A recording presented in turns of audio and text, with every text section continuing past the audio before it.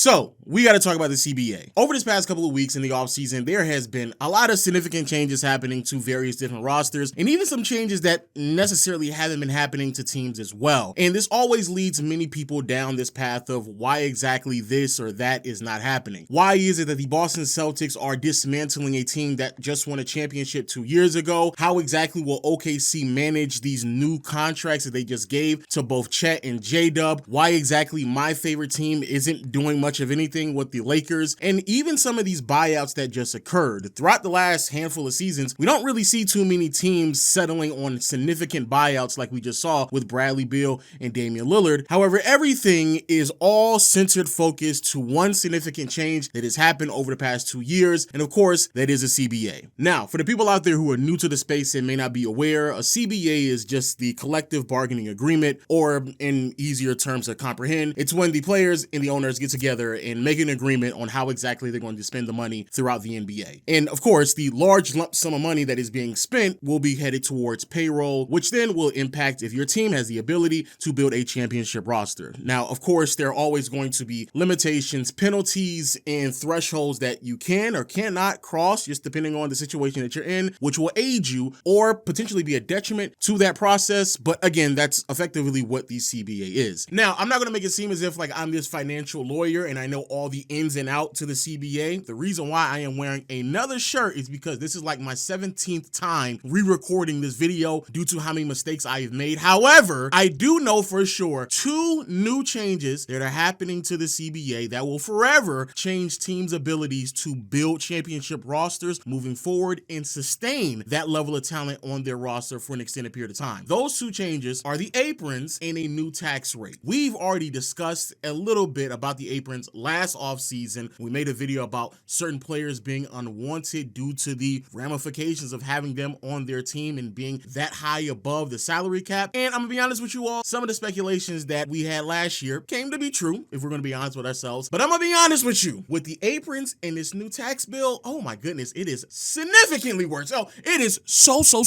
much worse. I don't know why more people are not discussing it. But first, before we get into that, I do believe it's important that we break this down to a very rudimentary level, just so you can have a visual understanding of where everything lines up between the salary cap, luxury tax, and then the aprons. First, in the NBA, we have what we call a soft cap, meaning that even though, yes, there is a salary cap, you can still exceed this threshold thanks to certain rules and exceptions, such as vet minimums, mid-level exceptions, and bird rights. There's a plethora more, but those are some of the more common ones. Because of this, of course, there is a significant advantages that will be given to larger market teams in contrast to smaller teams due to the amount of money that can be spent, which is then why the NBA has introduced a luxury tax into the equation. I say now as if like this is something new. This is something that's been going on for several years now. But effectively, the luxury tax line will then penalize every single dollar that you spend over that threshold, and the multiplier of that penalty changes based on how much money you are over the luxury tax line and if you are a repeat offender as well. However, beyond the salary cap and then the luxury tax, last year, the NBA introduced 2 more thresholds called the first and second tax apron. And basically, the first and second apron are just 2 more thresholds that come with penalties if you cross them that become steeper the more money you spend, as well as adding to the luxury tax bill that you would have to pay as well. Now, if a team exceeds the first apron, these are the penalties and limitations that comes along with it. Teams lose access to sign and trade if the player acquired in a deal keeps them above the first apron. Also, teams cannot sign a waived player whose original contract was above the mid-level exception. And finally,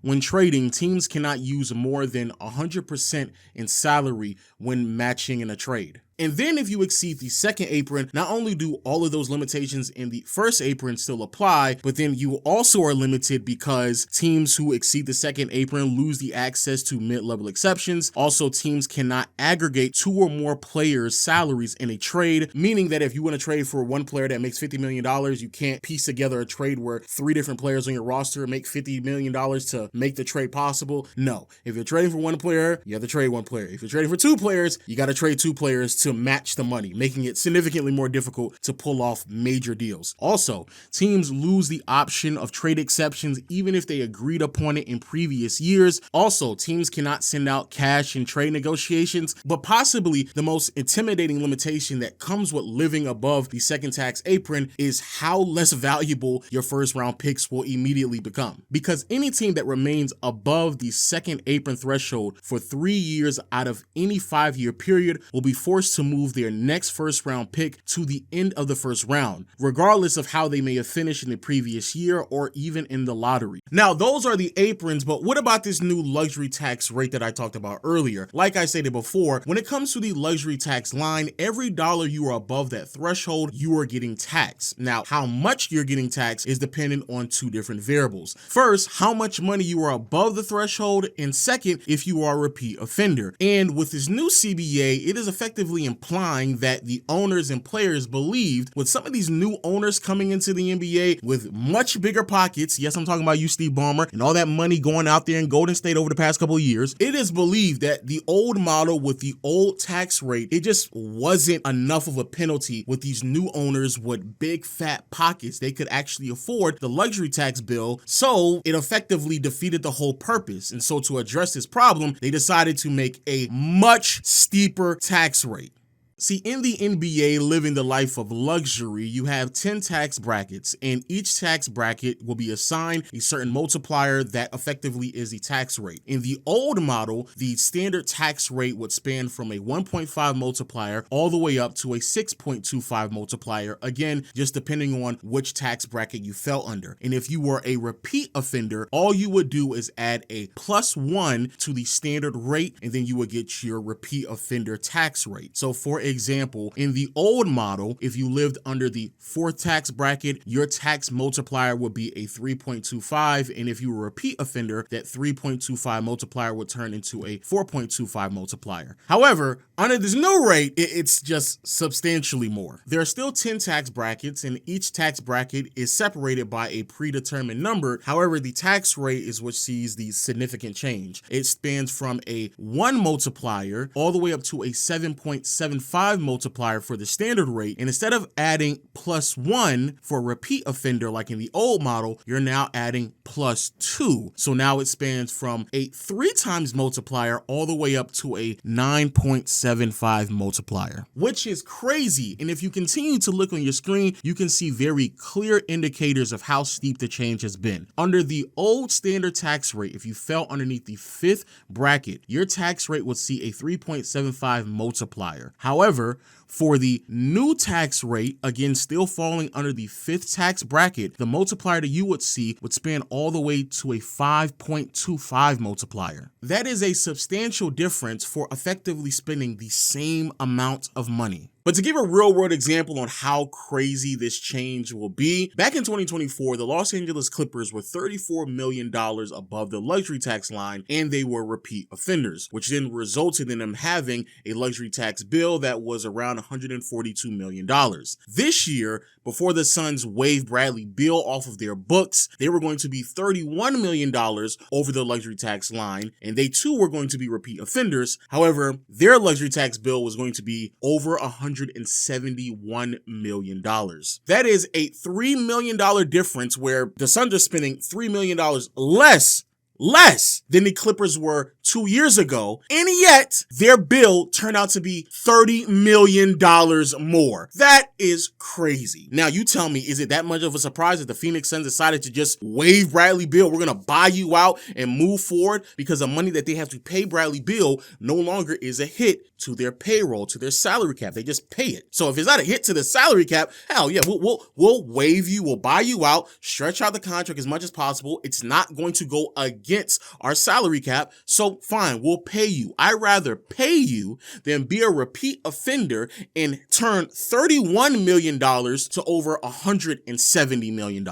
Why would I ever want to do that? Same thing can be said about the Milwaukee Bucks. Hey, Dame, we love that you're here. We love the commitment that you made to us, us, but it doesn't really make any sense for us to continue to pay you, become repeat offenders, even be in the second tax apron as well, because we'll also be in the second apron. None of this stuff makes any sense. There's no rhyme or reason to limit ourselves. There's no rhyme or reason for us to lose value with our draft picks. There's no rhyme or reason for us to pay this bill that we're about to pay as well, and you're not going to be contributing next year as well. So we might as well just buy you out of your contract, stretch it, and not have any of that money go against our immediate salary cap. That makes absolutely no sense. Now, what exactly does all of this mean? Well, looking at the behavior patterns and the decisions that we've seen from owners and general managers through last offseason, as well as the deadline, and where we are now in the middle of this offseason as well, there are three things that I do believe we can expect moving forward when it comes to roster construction under this new CBA. And I have to say, I do believe our speculations last year were pretty accurate. The idea of a middle class shrinking because the value of giving these second options max contracts really don't make that much sense. Last year, we talked about the idea of pseudo stars, your Jaylen Browns, your Jamal Murrays, a lot of players that were used to receiving max contracts who were not the best player on the team. The value was really diminishing pretty quickly because a lot of the value could be picked up due to the rising impact that role players have. And of course, these players will never be as good as the superstars, the face of the franchise, the players that we believe are good enough to be the best players on a championship teams. Those two continue to sustain their value, but the players in the middle, it was really hard to justify continuously giving them the money that they were looking for. I do believe the best example that it's happening right now is Josh Giddey going back and forth with the Chicago Bulls and trying to figure out how much money he can get out of that organization. I do believe 2, 3, 4 years ago, Josh Giddey will be able to receive the max contract that he's looking for, or at least near it. However, now the Bulls are certainly pumping the brakes. And we know Chicago would normally give Josh Giddey that type of money, give him a max extension, because he literally gave it to Zach LaVine not too long ago. So we know they would have done it before, but under this new CBA with these new limitations, teams are going to be hesitant to just hand out money like that unless you're in a situation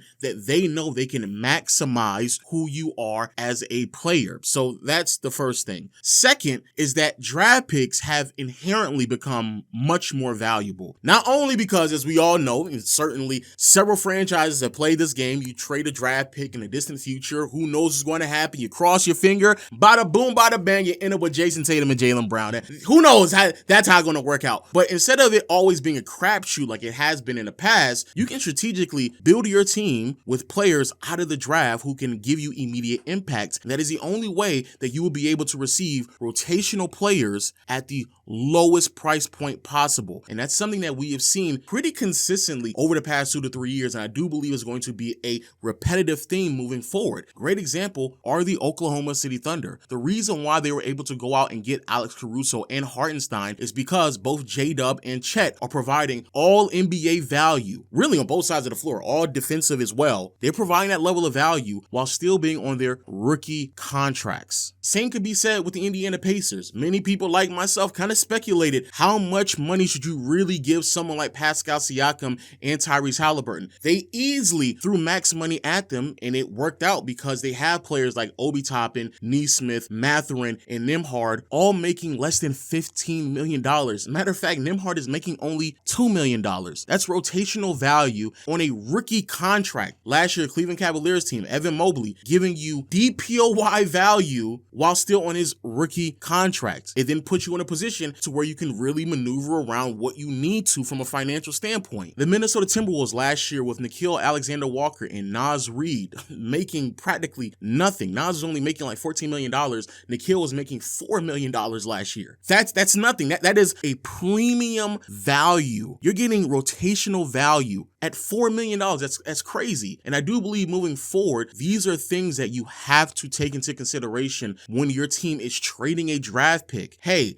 I'm fine with trading the pick, but how exactly are we going to properly fill out the roster if we do not have as much flexibility as possible? But I personally believe the biggest shift and change that will happen is that dynasties are probably going to become irrelevant. Throughout the course of NBA history, dynastic runs have really been the pillar of popularity in the NBA, as well as a testament to greatness as well. Teams like the Showtime Lakers, Boston Celtics in the 80s, of course you had the Chicago Bulls throughout the 90s, the Spurs and Lakers throughout the 2000s, and then you have the Warriors throughout the 2010s. Those type of runs spanning over a course of 5, 7, 8 years, I just don't see how any of that is feasible with this new CBA. Think about this for a second. It's going to take a process to get to the point where you are competing for a championship. And in that process, it's going to take a lot of time, resources, and draft picks. Once you finally get there, more than likely you're either at the second tax apron or at least headed into the second tax apron in year 2. Even if you pull off a championship in year 1, effectively how the Thunder just did, I do believe they're probably a year ahead of schedule because of how much they committed during the offseason with the addition of Caruso and Hartenstein and Chet